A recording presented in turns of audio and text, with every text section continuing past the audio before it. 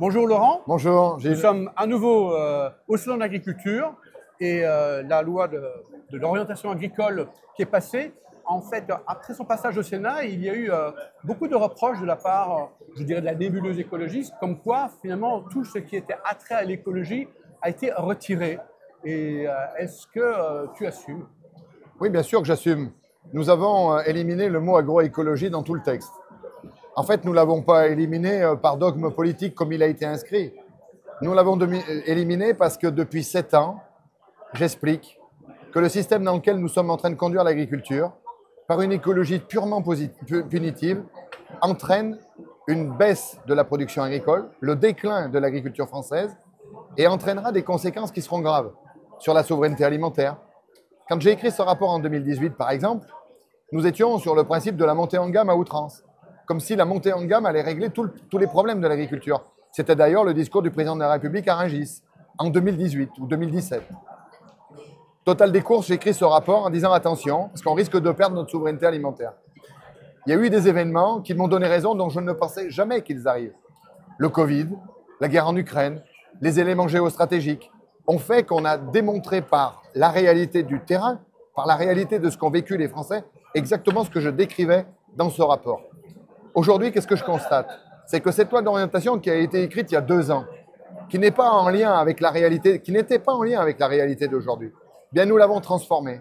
Nous l'avons transformée pour lui donner un nouveau cap. Pas le cap de l'agroécologie punitive, le cap de la production et de la compétitivité.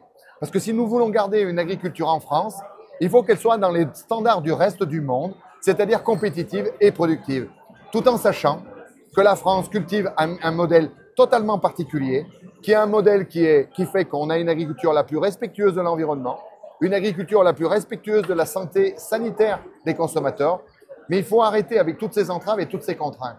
Donc d'un côté, on a érigé la souveraineté alimentaire comme étant d'intérêt fondamental de la nation, on lui a donné le principe de non-régression, de façon à la mettre au même niveau que l'environnement, parce qu'on ne peut pas dire que l'environnement soit l'obligation de ne plus pouvoir produire. Aujourd'hui, en mettant l'environnement au-dessus de tout, comme certains écologistes le font, ça voudrait dire qu'on ne peut plus produire en France. Mais en réalité, cette non-production en France entraîne cette naïveté coupable qui consiste à faire entrer une multitude de produits qui viennent de pays voisins ou de notre continent à travers des importations qui, pour la plupart, ne respectent pas nos normes. Donc, cette loi, avec la façon dont on a traité ce sujet, a dit stop à cette décroissance, a réintroduit une nouvelle façon de penser, a redonné un nouveau cap. Et d'ailleurs, on le sent aujourd'hui dans le salon de l'agriculture. Les agriculteurs ne sont pas aussi exacerbés que l'année dernière parce qu'on leur redonne une nouvelle perspective de fierté.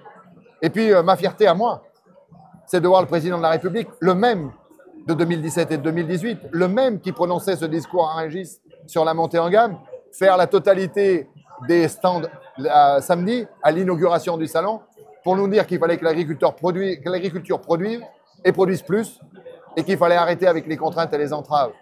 Ce que je dis depuis 7 ans.